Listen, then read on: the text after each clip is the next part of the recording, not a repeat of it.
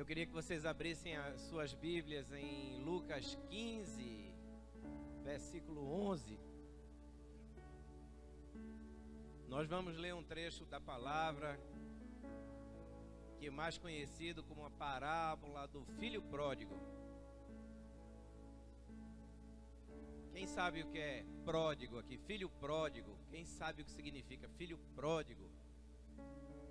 Pois bem, filho pródigo significa aquele filho gastador, aquele dissipador. Essa parábola que Jesus nos contou. E ele diz assim: amém ou misericórdia? Amém. E Jesus continuou: um homem tinha 2 filhos. O mais novo reivindicou do seu pai: pai, dá a minha parte da herança a que tenho direito. E consentindo, o pai repartiu sua propriedade entre eles. Não se passou muito tempo e o filho mais novo reuniu tudo o que tinha, partindo para uma terra distante. E lá esbanjou todos os seus bens, vivendo de uma forma irresponsável. Coincidentemente, após haver gasto tudo o que possuía, abateu-se sobre aquela terra, sobre aquela região, uma grande fome, e ele começou a passar necessidade. Por este motivo, foi empregar-se com um dos cidadãos daquela região, que o mandou para o campo a fim de cuidar dos porcos. Ali, chegou a ter vontade de encher o estômago com as vagens de alfarrobeira, com as quais os porcos eram alimentados. No entanto, ninguém lhe dava nada, absolutamente nada. Foi quando, caindo em si, falou consigo mesmo: quantos empregados do meu pai têm comida com fartura, e eu aqui morrendo de fome? Levantar-me-ei e tomarei o caminho de volta para o meu pai, e ao chegar lhe confessarei: pai, pequei contra o céu e contra ti. Não sou mais digno de ser chamado teu filho. Trata-me como um dos teus trabalhadores. E logo em seguida levantou-se e saiu na direção do pai. Vinha caminhando ele ainda distante, quando seu pai o viu, e em pleno de compaixão, correu ao encontro do seu filho, e muito o abraçou e beijou. Então o filho lhe declarou: pai, pequei contra o céu e contra ti. Não sou mais digno de ser chamado teu filho. Entretanto o pai ordenou aos seus servos: trazei depressa a melhor roupa, vestiu por distinção, ponde-lhe o anel de autoridade e as sandálias de filho. Também trazei o novilho gordo e o preparai. Comamos, façamos uma grande festa e regozijemo-nos. Porquanto este meu filho estava morto e voltou à vida, estava perdido e foi encontrado. E começaram a celebrar o seu regresso. Entrementes, o filho mais velho estava no campo. Quando foi se aproximando da casa do pai, ouviu o som da música e das danças. Então chamou um dos servos e indagou-lhe sobre o que estava acontecendo. Este informou: teu irmão regressou e teu pai mandou matar o novilho gordo, porque o recebeu de volta são e salvo. Mas o filho mais velho encheu-se de ira e negou-se a entrar. Então o pai saiu e insistiu com ele. Porém lhe replicou ao pai: há tantos anos trabalhando como um escravo para ti, sem nunca ter desobedecido uma só ordem tua. Contudo, tu nunca me ofereceste nem ao menos um cabrito para que eu pudesse festejar com meus amigos.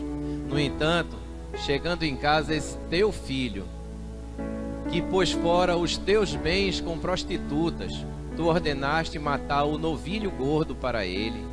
Então lhe arrazoou o pai: meu filho, tu sempre estás comigo, tudo o que possui é igualmente teu. Porém nós tínhamos que celebrar muito a volta desse teu irmão e regozijarmos-nos, porque ele estava morto e reviveu, estava sem esperança e foi salvo. Amém, Senhor. Essa é a tua palavra, Pai. Essa é a palavra que tu tens para nós. Essa palavra é para mim e é para todos esses meus irmãos que estão aqui. Traz do alto, Senhor, aquilo que tu tens para nos revelar, em nome de Jesus. Eu, muitas vezes, e eu acredito que vocês também, quando nós escutamos uma palavra, nós normalmente nos lembramos de alguém. E aí nós dizemos, puxa, essa palavra foi para aquele meu amigo. Essa palavra foi para o meu irmão.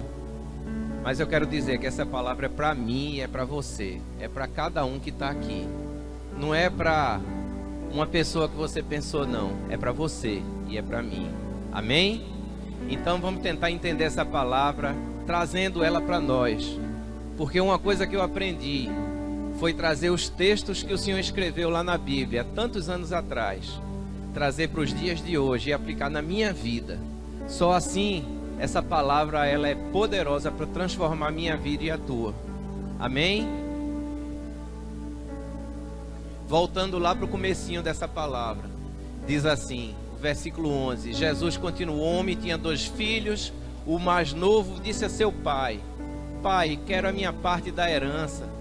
Assim ele repartiu a sua propriedade entre eles. Eu queria que vocês entendessem o contexto dessa palavra. Jesus estava falando isso, ele tinha sido convidado para almoçar na casa de um fariseu.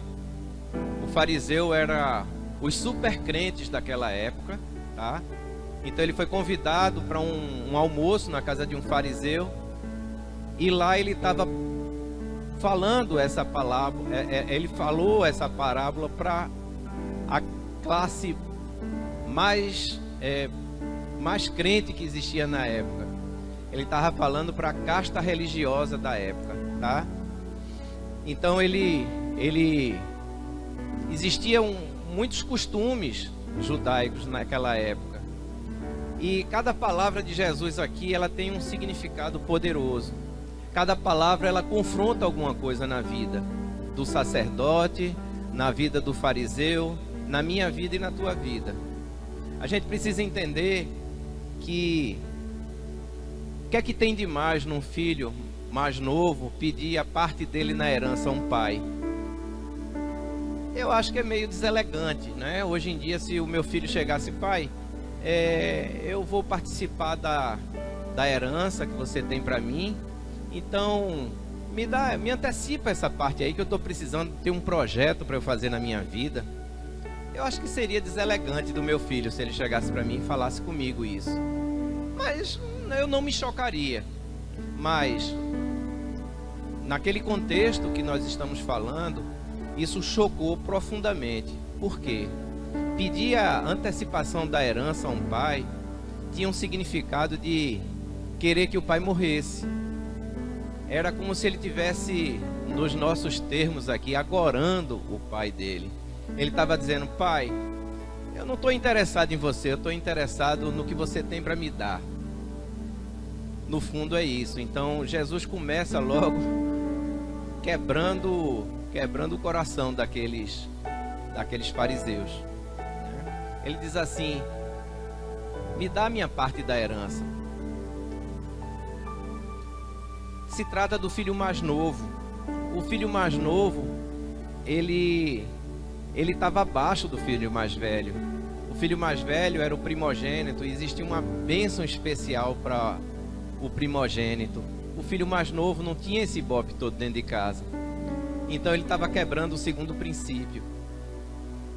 A gente vai ver que esse texto, ele tem um monte de quebra de princípios. E a gente vai ver as consequências. Quando a gente quebra os princípios de Deus, a gente sofre as consequências. A gente é quebrado pelos princípios, na verdade. E o pai, ele recebeu a afronta, mas mesmo assim, ele permitiu que o filho levasse a parte que era dele. E ele faz a divisão e deixa o filho com a parte dele. Não muito tempo depois, o filho mais novo reuniu tudo o que tinha e foi para uma região distante. E lá desperdiçou os seus bens vivendo irresponsavelmente. Em algumas traduções diz assim, dissolutamente. O que é que o filho fez? Ele pegou certamente a parte da terra que era dele e vendeu essa parte. Vendeu a quem? Vendeu a uma pessoa qualquer. Veja só que petulância desse rapaz em deixar um estranho morando junto da propriedade do pai dele, né? Ele não quis nem saber. Ele simplesmente só pensou nele. O egoísmo dele foi tão grande que ele esqueceu que tinha uma família. E ele foi para onde? Ele foi para uma terra distante. Ou seja, ele saiu de um local onde o pai dele estava acompanhando ele em todas as coisas, ensinando a ele o caminho que ele deveria andar, e foi para um lugar distante, um lugar que ele tivesse longe dos olhos do pai, onde ele pudesse fazer o que bem entendia. Esse lugar distante hoje a gente pode pensar quando um filho vai para um lugar distante. Um filho vai para drogas, um filho vai para prostituição, um filho vai para delinquência. Tudo isso é terra distante. E foi para esse lugar que o filho foi, né? E fala que lá ele desperdiçou todos os seus bens. O mundo tragou tudo que ele tinha e ele viveu de uma forma irresponsável, fazendo o que dava na telha. Você pode ver aqui o seguinte, que nós temos a liberdade. Deus nos dá a liberdade de fazer as coisas, inclusive de pecar. Ele diz assim: eis que ponho diante de ti a bênção e a maldição, a vida e a morte. Escolhe, pois, a vida, para que viva você. Mas a escolha é nossa. E o nosso futuro é definido pelas escolhas que nós fazemos hoje.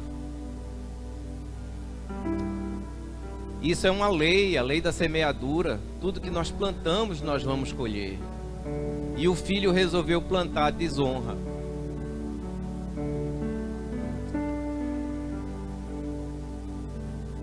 Ele saiu de casa e eu lembro que a palavra de Gênesis diz assim sobre família: e deixará o homem pai e mãe, unir-se-á a sua mulher, e os dois serão uma só carne. Eu entendo nessa palavra que a gente só deve deixar nossa casa quando a gente for constituir uma nova família. Deus vem falando fortemente comigo sobre esse texto, porque o que a gente tem visto é que a cultura, por exemplo, a cultura americana, o filho quando tem 16 anos, ele sai de casa e vai morar só, vai viver em outro lugar e vai viver distante dos pais. Na Alemanha nós podemos ver que o governo dá todo o apoio ao jovem se ele quiser sair de casa, sustenta ele, cuida dele, cria ele, distante de pai e mãe. E isso é uma quebra de princípio. E é por isso que o mundo está cada vez mais destruindo a família que foi criada por Deus. Os filhos devem estar com os pais e debaixo da autoridade dos pais, até que eles se emancipem, sejam emancipados financeiramente, eles sejam emancipados emocionalmente e sejam abençoados pelos pais para constituírem uma nova família. E houve aqui uma quebra de princípio. Depois de ter gasto tudo, houve uma grande fome em toda aquela região e ele começou a passar necessidades. Eu vejo a mão de Deus em todas essas coisas, porque Deus, Ele usa caminhos que nós não entendemos para que nós possamos voltar ao caminho, para que nós possamos voltar às veredas antigas. E essa dificuldade que ele enfrentou me mostra o seguinte, que por isso ele foi empregar-se com um dos cidadãos daquela região, que o mandou para os seus campos a fim de cuidar de porcos. Olha, porco para judeu é mesmo que o diabo. Porco é um animal imundo para o judeu. O judeu não podia nem olhar para porco, que dirá tomar conta de porco, ser babá de porco. Imagina o cara ser pastor de porco, que ele estava ali para zelar, para cuidar dos porcos, alimentar os porcos, lavar os porcos, cuidar dos porcos. Isso era mesmo que a morte para um judeu. Então Jesus estava falando isso para o sacerdote, estava falando isso para o fariseu, dizendo: olha, esse jovem de uma família tradicional judaica, ele foi para uma terra distante, e lá ele passou necessidade, e ele teve que cuidar de porco. Mas a degradação, ela não é de uma hora para outra, ela vem seguindo passos, e de passo em passo você vai terminar chegando no fundo do poço. E a história continua dizendo assim, que ele desejava encher o estômago com as vagens de alfarrobeira que os porcos comiam, mas ninguém lhe dava nada. A miséria que ele estava passando era tão grande, ele estava trabalhando, e mesmo trabalhando, ele não conseguia sequer se sustentar, sequer ele conseguia se alimentar. O trabalho dele não era suficiente para que ele pudesse se sustentar, e ele estava querendo comer a comida do porco. Veja só que situação esse rapaz chegou, né? Que miséria ele chegou. Daí,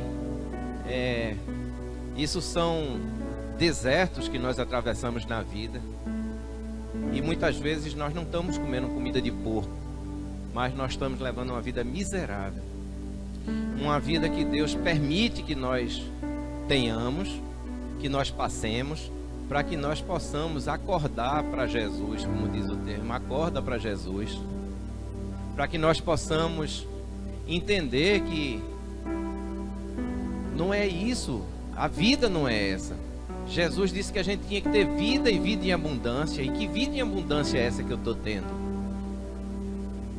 Daí no lampejo, e eu acredito do Espírito, ele parou e disse: quantos empregados do meu pai têm comida de sobra, e eu aqui morrendo de fome? Ou seja, ele caiu em si, da miséria que ele estava vivendo, porque o pecado, ele tem a capacidade de nos anestesiar de tal maneira, e nós nos acostumarmos com a porcaria que nós estamos vivendo, com a miséria, que a gente nem percebe que está vivendo na sarjeta, mas de repente nós somos acordados, conseguimos abrir os olhos e enxergar e que miséria nós estamos vivendo.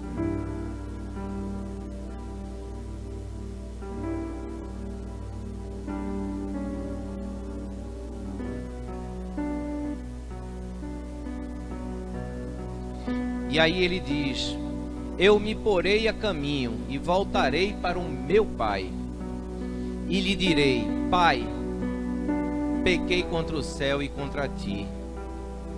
O que eu achei interessante aqui nesse versículo é que ele não diz: eu voltarei para a casa do meu pai. Olha o texto novamente, ele diz assim: eu voltarei para o meu pai. É uma coisa tão forte isso que bate dentro de mim, que ele não estava interessado mais na casa do pai dele. A necessidade mostrou, ele estava querendo, era o pai dele. Ele disse: eu quero voltar para o meu pai.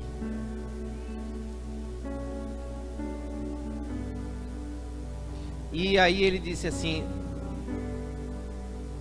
voltarei para o meu pai e direi: pequei contra o céu e contra ti, não sou mais digno de ser chamado teu filho.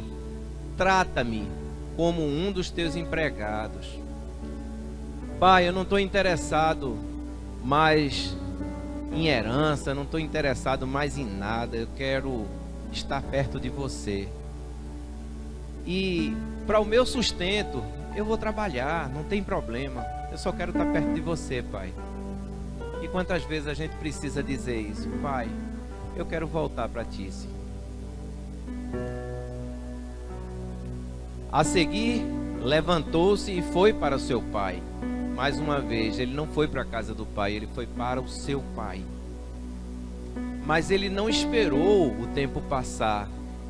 Ele recebeu a revelação do que ele precisava fazer e ele imediatamente fez. Ele botou em prática o plano que Deus deu no coração dele. Estando ainda longe, seu pai o viu e, cheio de compaixão, correu para o seu filho e o abraçou e beijou. Olha, no meio de uma fazenda, de longe o pai o viu. O que é que significa isso? Significa que o pai estava esperando a volta dele. O pai está sempre esperando a volta do filho. O pai está sempre assim, ó, procurando, cadê meu filho que ainda não voltou? A volta desse filho pode ser a volta de um vício, pode ser a volta de um caminho errado. E nesse caso aqui era uma volta física, por uma decisão errada que o filho tinha tomado. Me chama muita atenção essa história, que o pai estava sempre esperando pela volta do filho. Ele já contava com a volta do filho.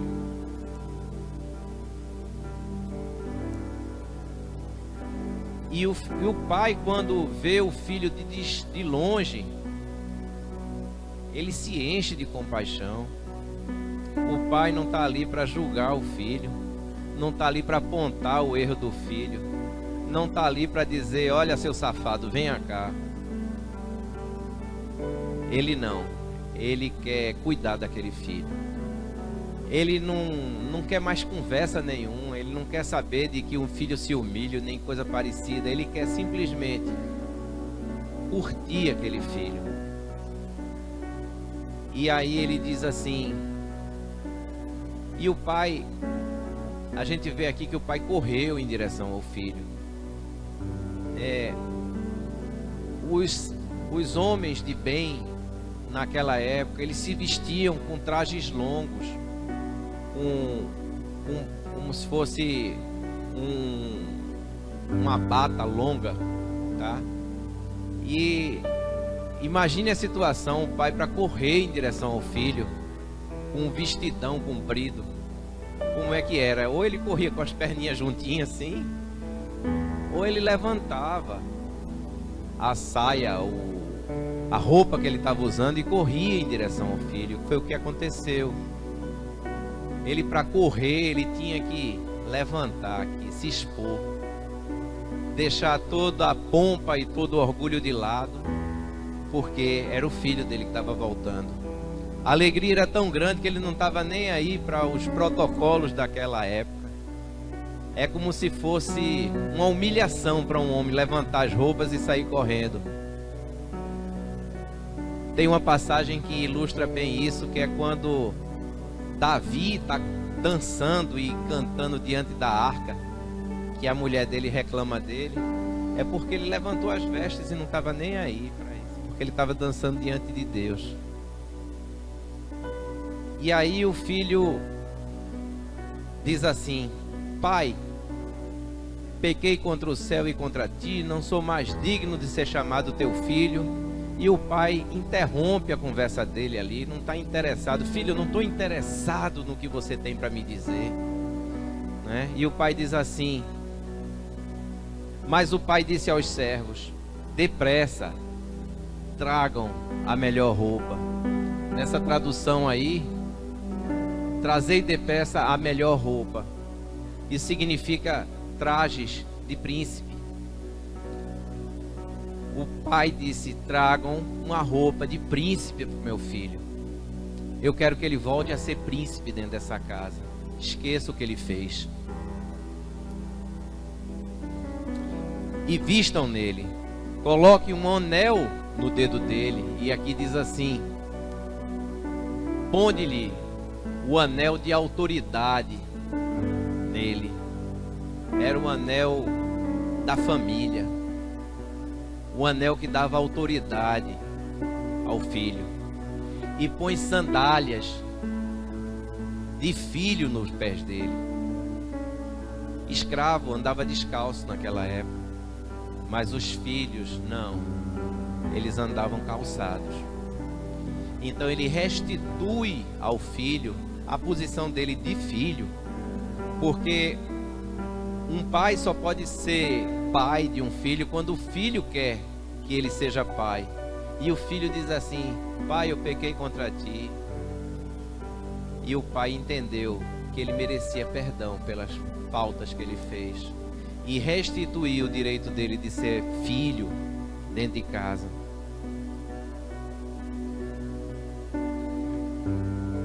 Mas aí o que é que acontece? O filho, cadê, onde é que está? Me perdi aqui. Tragam o novilho gordo e matem-no. Vamos fazer uma festa e comemorar. Preste atenção que ele não diz matem um novilho gordo. Ele diz matem o novilho gordo. Isso significa que este novilho, ele estava sendo cevado para a volta do filho. Ele estava preparando o novilho. Quando o filho saiu de casa, o pai começou a preparar o novilho para a volta do filho, para comemorar a volta dele. Não foi um novilho, foi o novilho. Ele estava separado para a volta do filho. Pois este meu filho estava morto e voltou à vida, estava perdido e foi achado. E começaram a festejar, porque é festa mesmo. A volta de filho é festa, é motivo de festa. Enquanto isso, o filho mais velho estava no campo. Quando se aproximou da casa, ouviu a música e a dança. Veja que o pai tinha preparado a festa para o filho, porque tinha música, dança, tinha novilho, tinha roupa, tinha tudo. Estava tudo preparado para a volta do filho. E assim é a nossa volta para casa também. Quando nós voltamos para casa, Deus tem tudo preparado para nós. Então, esse filho mais velho chamou um dos servos e perguntou-lhe: o que está acontecendo? Por que ele não foi perguntar ao pai o que é que estava acontecendo? Ele foi perguntar a um servo.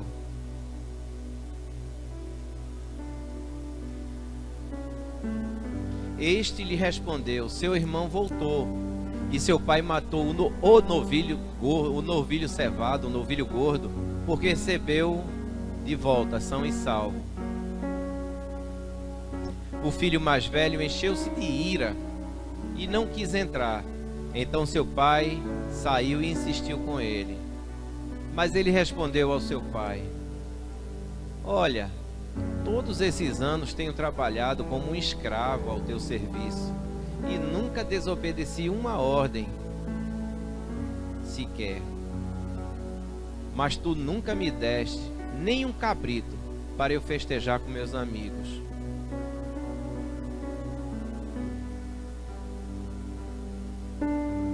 Esse filho mais velho era aquele legalista, era aquele que não se sentia filho. Ele não tinha intimidade com o pai. Ele não sabia o que era ser filho. Ele vivia como uma pessoa qualquer naquela casa. Porque se ele tivesse intimidade com esse pai, quando ele chegou em casa, ele não ia procurar um servo para saber o que estava acontecendo. Ele iria direto ao pai. Pai, o que está acontecendo? Mas não, ele não tinha intimidade para chegar junto do pai. Ele não se sentia de casa. Ele, na verdade, estava trabalhando ali para cumprir ordem e para ter uma recompensa amanhã. Ele não se alegrava com a alegria do pai. Ele se alegrava com as pessoas de fora, porque ele dizia: pai, nunca tu me deste um cabrito sequer para eu me alegrar com meus amigos, para eu comemorar com meus amigos, quando o melhor amigo dele deveria ser o pai. Mas ele nunca teve essa relação com o pai dele. E aí ele continua: mas quando volta para casa esse seu filho, que esbanjou os teus bens com as prostitutas, matas o novilho gordo para ele. Olha quanta petulância desse rapaz. Primeiro ele diz: quando volta para casa esse teu filho, não é meu irmão, é o teu filho. Ele não sabe o que é família. A relação é uma relação muito complicada. Que esbanjou os teus bens e não os nossos bens. Ele não se sentia parte dessa família. E aí ele ainda diz: esbanjou com as prostitutas. Quem disse que ele esbanjou com as prostitutas? Como é que ele sabia que o irmão tinha esbanjado com as prostitutas? Se o irmão estava numa terra distante, como é que ele iria saber que ele tinha esbanjado com as prostitutas? Provavelmente ele se misturou com prostituta. Mas como é que ele ia saber? Na verdade, quando a gente acusa uma pessoa de determinadas coisas sem saber, é porque aquilo é o desejo do coração da gente. Então esse irmão mais velho, o coração dele estava cheio de coisa ruim realmente. E ele estava acusando, ele na verdade estava mostrando o que é que estava no coração dele. Se ele tivesse oportunidade, ele teria se misturado com as prostitutas lá fora. E aí o pai disse: meu filho, você está sempre comigo, e tudo que é meu é teu. Deixa de ser bobo, porque tudo isso aqui é teu, é para você e para o seu irmão.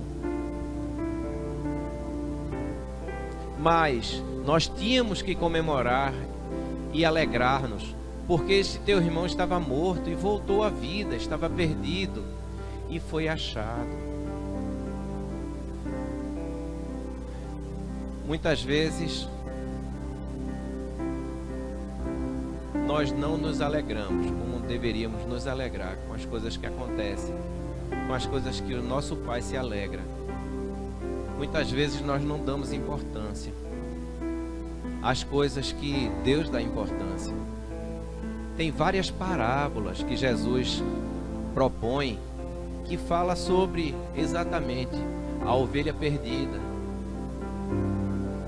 A alegria de um pai de resgatar um filho que está se perdendo é tão grande que não se compara a nada. E os céus se alegram profundamente quando um pecador se arrepende dos seus caminhos.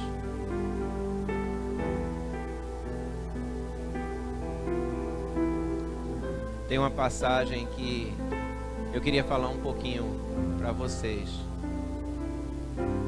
que faz assim: se alguém pensa que tem razão para confiar na carne, eu ainda mais.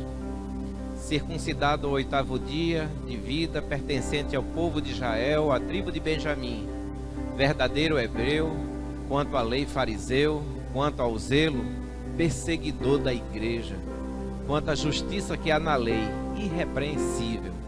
Mas o que para mim era lucro, passei a considerar perda por causa de Cristo. Está em Filipenses 3, 4, 7. Eu tenho uma história parecida com essa de Paulo. Judeu circuncidado ao 8º dia, nasci numa família judaica, pertencente ao povo de Israel, só que quanto à lei eu não era fariseu, nem era perseguidor da igreja, nem tampouco tinha uma conduta irrepreensível. Mas o que para mim era lucro, eu abri mão por causa de Cristo. Eu nasci numa família, como disse, de origem judaica. Eu tinha temor de Deus, mas eu não tinha intimidade com Deus. Eu não conhecia o Senhor, muito embora temesse a Deus e me achasse uma pessoa que Deus se alegrava comigo. Não sei porquê. Meus pais brigavam muito em casa e talvez por isso eu fosse um rapaz muito inseguro. Talvez por isso eu fosse tímido. Eles eram muito rigorosos. a disciplina lá em casa era muito militar. Era faça, e tinha um ditado que eu não suportava, era faça o que eu mando, mas não faça o que eu faço. Muito embora eu não tenha que reclamar da conduta do meu pai, ele era um homem muito responsável.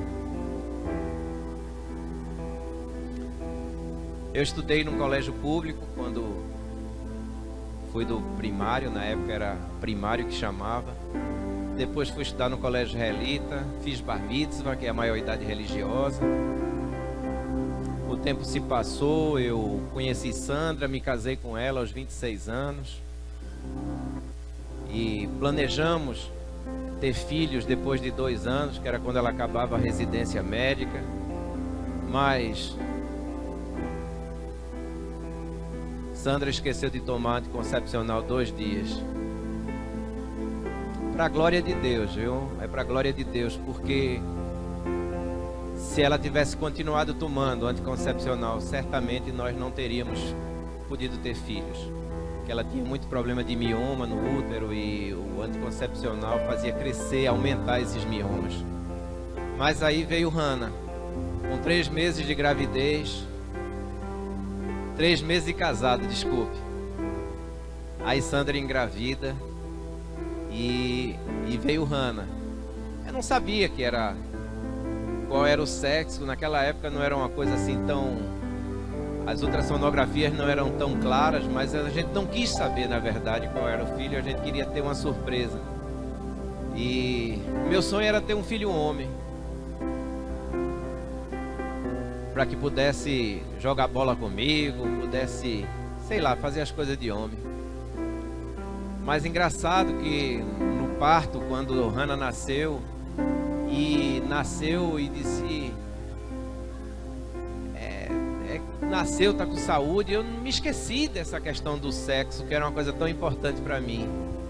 Eu realmente, assim, nem me lembrei que existia isso. Mas aí minha cunhada disse, é uma menininha. E eu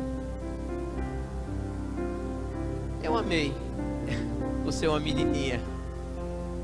E essa menininha foi crescendo e depois veio Débora, né?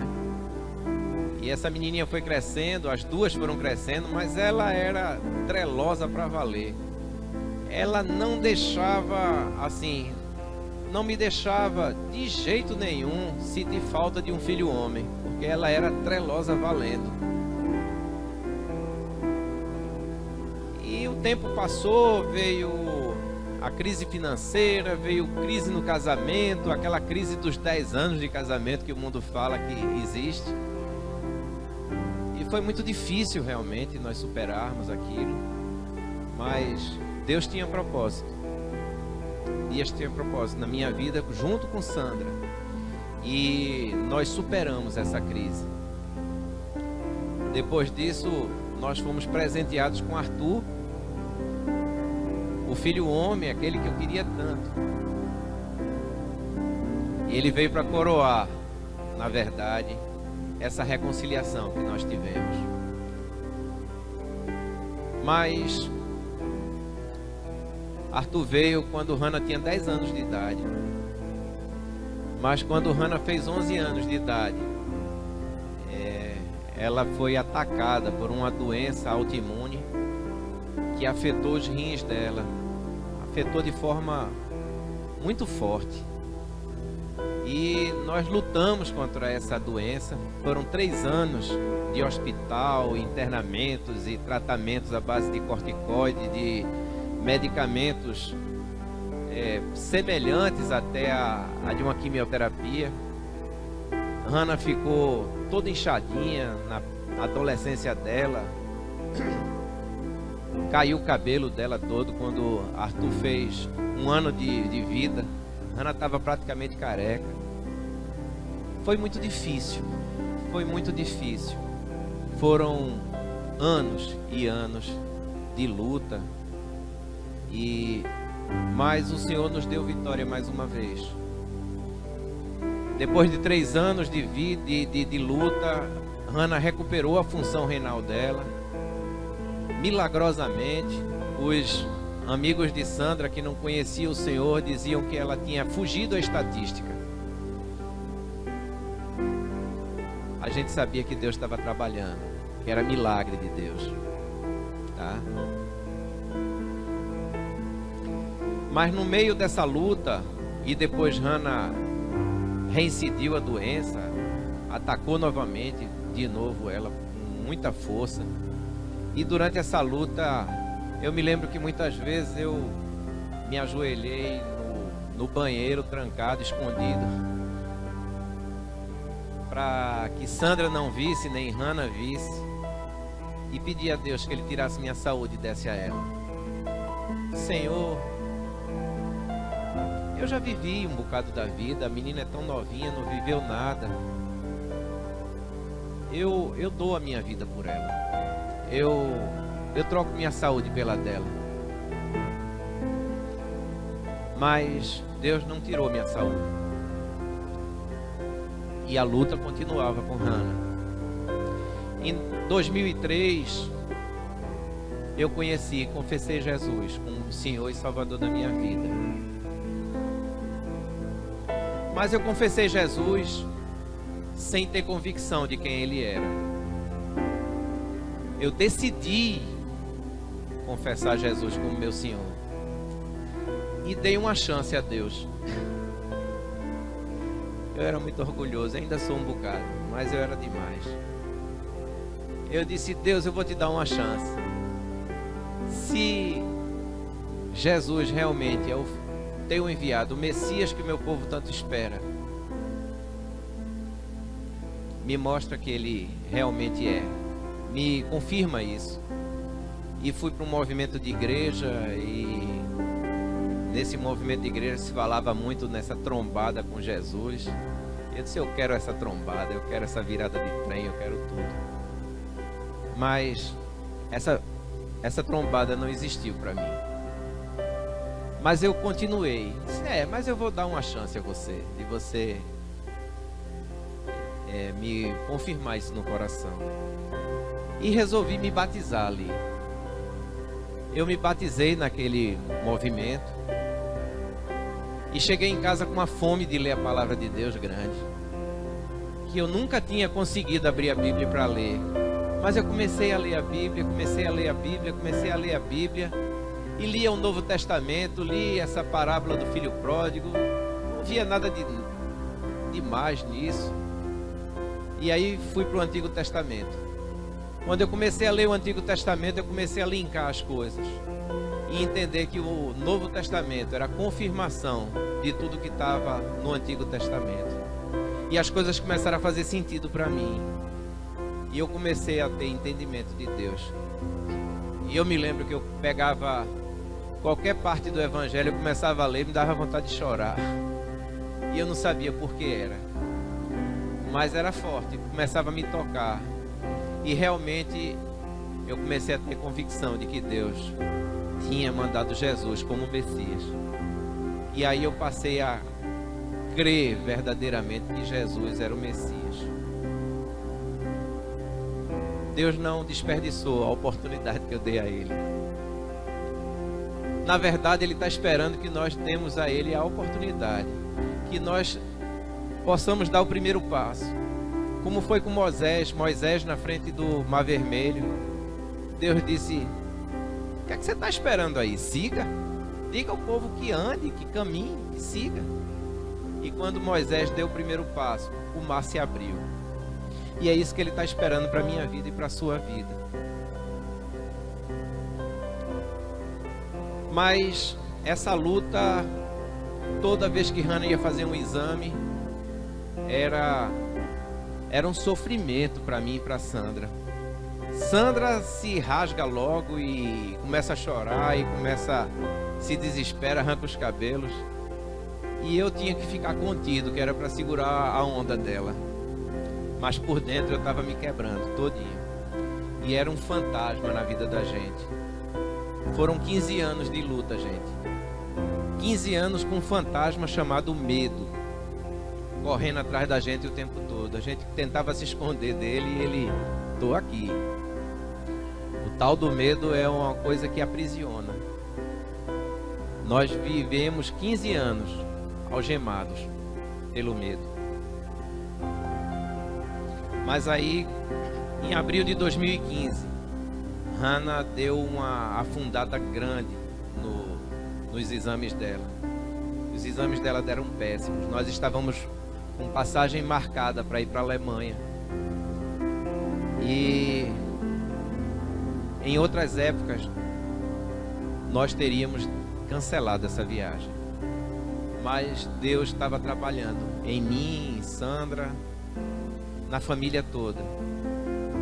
E Ele trouxe uma paz no nosso coração, que nós fomos à Alemanha. Nós tínhamos uma viagem, não era uma viagem de passeio. Nós fomos fazer o que Cris e Cláudio estão fazendo, juntamente com Emanuel e Deise, Nelson e Adriana, lá na Alemanha. Nós fomos implantar o imersão 3D lá na igreja de Düsseldorf, na igreja de Borro, fomos à igreja de Paris, fomos à igreja de Sintra, em Portugal. E nós fomos. No meio disso tudo, no meio desse furacão, nós fomos. E tentamos tratamentos alternativos com Hannah, tentamos tudo e não teve jeito, até o dia que ela pifou o rim realmente. E ela teve que implantar um catéter, fazer hemodiálise, que era o maior medo nosso. Era a hemodiálise. Sandra é nefrologista e ela trabalha com hemodiálise. E esse era o maior medo que a gente tinha. Mas nós começamos a planejar um transplante para Hannah. E fizemos exames lá em casa. Débora, eu e Guga, Sandra não pôde fazer porque estava com uma hipertensão leve, então ela não podia ser doadora. Nós 3 fizemos, os 3 deram compatibilidade para Hannah, só que eu fui um pouco mais compatível. E aí nós começamos a nos preparar para a hemodiálise, ou para o transplante. Exames. Apareceu em mim uma doença chamada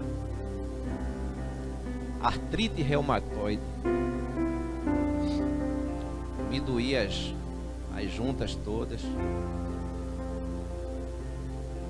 Depois disso, nós marcamos uma consulta com o médico que seria o cirurgião que iria fazer o transplante lá em São Paulo. Marcamos com o nefrologista que iria acompanhar ela depois. E levamos todos os exames. Eu não tinha aberto o último exame que fiz, que era uma tomografia do aparelho renal. E quando chegou lá, que o médico abriu os exames, que olhou, tinha um microcálculo em cada rim. E aquilo, ele olhou, e aquilo me deu um medo muito grande de eu não poder ir adiante. Ele disse: olha, não sei se isso vai ser impeditivo, mas a gente precisa ver a origem disso, porque se você tem um cálculo e você tira um rim, aí de repente esse cálculo atrapalha teu rim, aí só tem um agora. E aí eu desanimei bastante nesse dia, sabe? Fiquei muito triste, muito tenso. Mas fui para Deus e mais uma vez entreguei na mão dele. Disse: Senhor, faz conforme a tua vontade. No outro dia nós fomos ao cirurgião, que olhou o exame também e disse: não, isso não vai ser impeditivo, é um microcálculo. E eu disse: obrigado, Senhor, obrigado. E no começo de 2016, no dia 7 de janeiro, nós estávamos indo para a cirurgia. Eu e Hannah. Eu estava internado num apartamento, ela estava internada em outro apartamento. A cirurgia acontece, eu entro primeiro, ela entra numa sala do lado, o médico tem uma equipe de um lado, uma equipe do outro lado. Tiram o meu rim, depois abrem ela para colocar. Mas alguns pensamentos vêm à mente da gente nessa hora.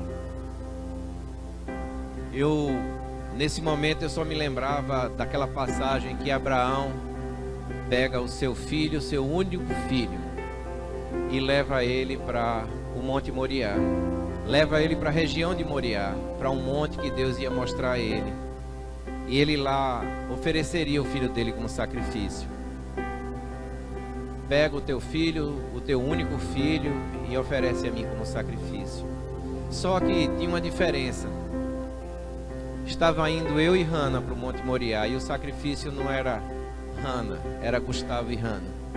A sensação era assim de total dependência de Deus. A gente perdeu o controle das coisas, não tinha mais controle em nossas mãos. Mas também o Senhor me falou, claro no coração, no começo do Salmo 126, que diz assim: quando o Senhor restaurou a sorte de Sião, ficamos como quem sonha. Então a nossa boca se encheu de riso e a nossa língua de júbilo. Então entre as nações se dizia: grandes coisas tem feito o Senhor por eles. Com efeito, grandes coisas fez o Senhor por nós. Por isso estamos alegres. Mas logo embaixo diz assim: restaura, Senhor, a nossa sorte, como as torrentes do Negueb. Os que com lágrimas semeiam, com júbilo ceifarão. Quem sai andando e chorando enquanto semeia, voltará com júbilo trazendo os seus feixes. O detalhe que eu só entendi, só percebi depois é que ele diz assim: restaura, Senhor, a nossa sorte. E no começo ele diz: quando o Senhor restaurou a sorte de Sião, ficamos como quem sonha. Então era exatamente aquilo. Eu fiquei como quem sonha naquele momento, porque eu já estava vendo a vitória que o Senhor estava dando. Eu estava dizendo naquela hora: restaura, Senhor, a saúde de Hana. Restaura, Senhor, a saúde dela. Mas eu já estava alegre, com um sorriso nos lábios. Eu tenho que dizer que o poder de Deus estava na atmosfera daquele lugar. E esse poder de Deus vinha da oração de vocês. Que eu sei que vocês estavam orando por nós. A igreja toda estava jejuando por nós. Não só aqui, mas em Fortaleza as igrejas estavam rezando por nós. As igrejas católicas, as igrejas evangélicas. Em São Paulo, meus primos estavam rezando por mim, que são judeus. Existia um movimento grande dos santos em favor de nós. E Tiago 5,16 diz: muito pode por sua eficácia a súplica do justo. E realmente pode. Foi o que nos sustentou. Mas tinha algumas coisas que me intrigavam em tudo isso. A palavra de Deus diz assim: sabemos que todas as coisas cooperam para o bem daqueles que amam a Deus, daqueles que são chamados segundo o seu propósito. E eu ficava perguntando: Senhor, tudo isso está cooperando para quê? Esse sofrimento todo, tudo isso que nós estamos passando, em que está cooperando? Me mostra, por favor. E tinha outro versículo que está em Efésios 3, 20 e 21, que diz assim: ora, aquele que é poderoso para fazer infinitamente mais do que tudo quanto pedimos ou pensamos, conforme o poder que opera em nós, a Ele seja a glória, na igreja e em Cristo Jesus, por todas as gerações, para todo sempre. Amém. E eu ficava perguntando: Senhor, o que é que eu tenho te pedido que tu vais me dar infinitamente mais? Porque eu pedi a Deus muitas vezes, pedi a Deus que Ele desse a minha vida para Hana e tirasse a minha, pedi a Deus que Ele me poupasse de beber aquele cálice, porque aquilo era um cálice amargo que a gente estava bebendo. Pedi para que Ele milagrosamente nos tirasse daquela situação. Senhor, Equilibra de novo esses exames de Hannah, para que ela não tenha que fazer hemodiálise, para que ela não tenha que fazer transplante. Até o último momento eu pedi a Deus: Senhor, vira a mesa agora. E eu dizia assim, que é para que essas pessoas acreditem em você. E isso não aconteceu. Mas Deus realmente tinha muito mais a fazer por mim, e por Sandra e por toda a família. Ele queria nos libertar do medo. E quando nós passamos pela hemodiálise com Hannah, nós tínhamos dito: nós não vamos suportar ver essa situação, nós vamos morrer. Isso vai ser a morte para nós. E Deus disse: não, isso não vai ser a morte para vocês não, vocês vão passar, porque a minha graça basta para vocês. E a graça é exatamente esse poder que faz a gente passar pelos desertos, faz a gente passar por situações tão difíceis, e a gente atravessa sem saber como atravessou. Mas quando chega do outro lado, a gente vê que a gente suportou tudo, porque Deus não dá nada que a gente não suporte. Amém. Eu voltando para essa história do filho pródigo, eu fico pensando que nós passamos, pelo menos eu passei, por esse filho pródigo. Eu já fui o filho mais novo, irresponsável, desonrei meus pais em muitas vezes. Depois a gente passa a ser o filho legalista, a gente passa a apontar o defeito de todo mundo e esquece dos nossos defeitos. E muitas vezes nós somos o mordomo desse pai, porque na verdade o pai é Deus. Mas nós procuramos ser como esse pai que cuida dos filhos, que ama incondicionalmente, que não tem filho melhor do que o outro. Se você ainda não é pai, fique sabendo, cada filho é um filho, mas o amor é igual por todos eles. Não existe filho predileto. Todo filho é filho e a gente ama igual.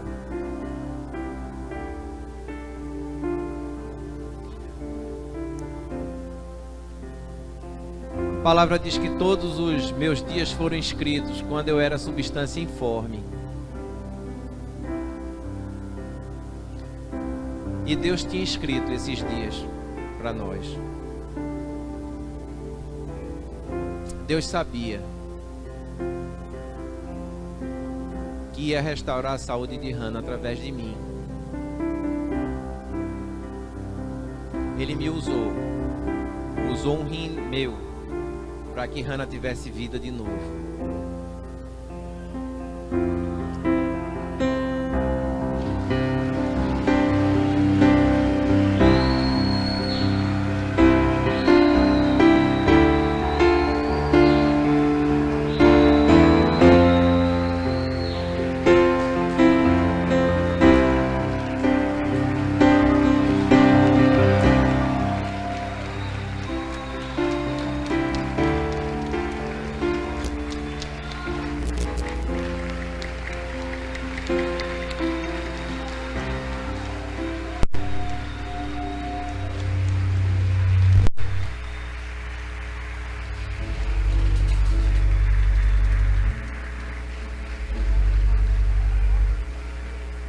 Olha, grande é a alegria de um pai em poder dar vida, doar a vida para um filho, mesmo sabendo que um dia esse filho vai morrer, mesmo sabendo que um dia esse filho pode adoecer de novo. Há 2000 anos atrás,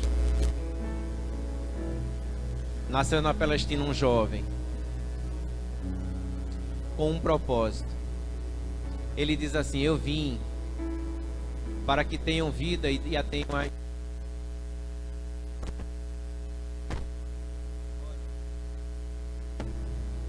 Esse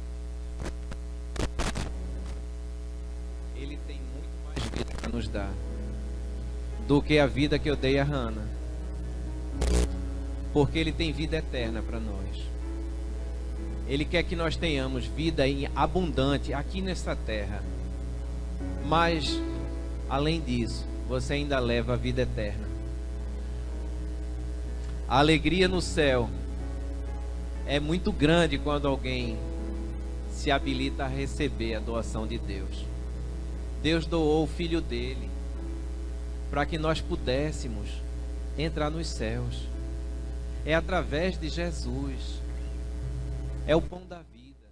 É através do sangue dele que a nossa vida é restaurada e que nós temos livre acesso ao Pai.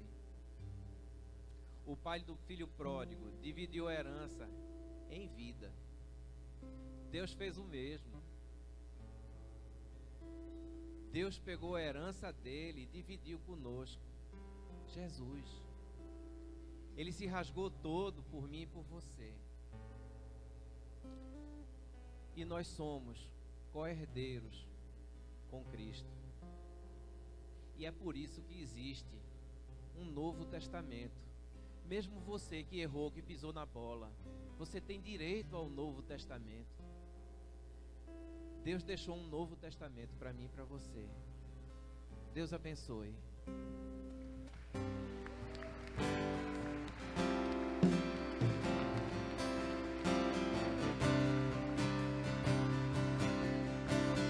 Tudo é pra tua glória, tudo é pra teu nome, tua glória. Gente, eu queria compartilhar uma coisa com vocês. Pode continuar cantando. A gente tá falando, usa-me em qualquer lugar. Derrama a tua glória em mim, servirei em qualquer lugar. Mas será que a gente está pronto mesmo para servir em qualquer lugar?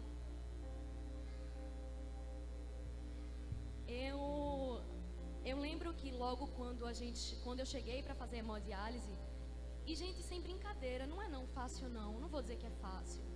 Você é uma pessoa normal e de repente você vai ter que 3 vezes por semana, você vai lá dia sim, dia não, limpar o seu sangue, porque senão você cai duro e morre.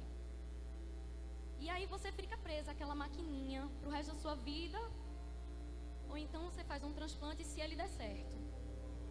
Não é uma coisa fácil de se escutar. Mas eu lembro que é de praxe quando a gente chega e a gente tem a psicóloga da clínica, ela vem falar com você. E eu lembro, hoje quando a gente estava cantando aquela música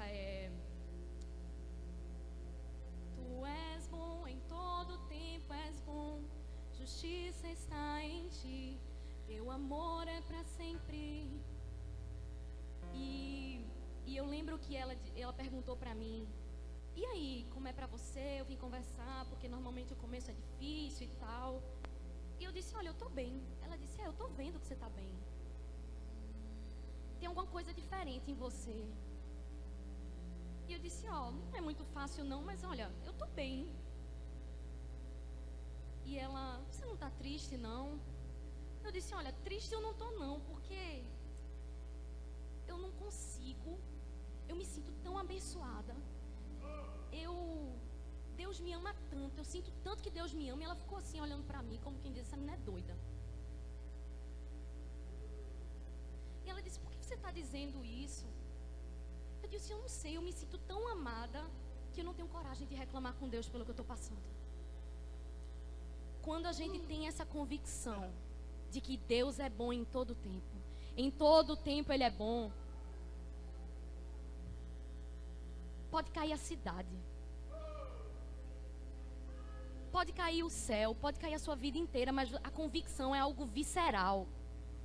É algo que sai de dentro de nós. O mundo pode estar caindo, pode não ter jeito, você vai ter que ficar ali pro resto da sua vida pregado naquela máquina, mas Deus é bom. Deus é bom. E ela, e aí? E como é preparação do transplante, coisa e tal, como é que é para você sair da sua família? Deve ser difícil, né? Porque você vai ficar meio que sem apoio da família, dos amigos. E como é que estão seus planos? Eu disse, e eu comecei a falar desgovernada, porque eu falo muito. E eu comecei a falar, eu disse, olha, eu acho que vai ser massa. Primeiro, que eu adoro São Paulo. Segundo, que tem um restaurante lá que chama Benihana. Eu amo esse restaurante. E eu já estou pensando que eu vou comer lá. Aí ela ficou assim, olhando pra minha cara, como disse, meu Deus, essa menina ou é louca, ou tá fora de si. E aí eu comecei a falar do amor de Deus, daqui a pouco ela estava chorando. E ela disse, eu nunca vi isso. E aí quando eu voltei, e eu fui lá na clínica, essa semana passada, eu acho. Foi, mãe? E eu fui lá, o nome dela é Morgana. Aí ela olhou pra mim e começou a chorar, porque eu estava rindo do mesmo jeito, porque eu já entrava fazendo bagunça lá na clínica. E eu disse, tá vendo que Deus é bom? E ela começou a chorar, ela disse, realmente, seu Deus é bom. Porque muitas vezes a gente fica gritando aos quatro ventos que a gente é crente, que o nosso Deus é bom, olha, se converta, vai lá na minha igreja. Mas a gente não vive como se o Deus da gente fosse bom. A gente só vive reclamando, a gente chega no trabalho e diz que está cansada, que o filho está doente, que a conta não foi paga. Quem é que vai ser crente desse jeito?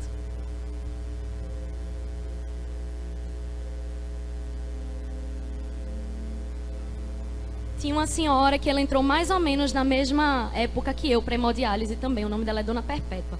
Desse tamanho, preta, linda, uma senhorinha.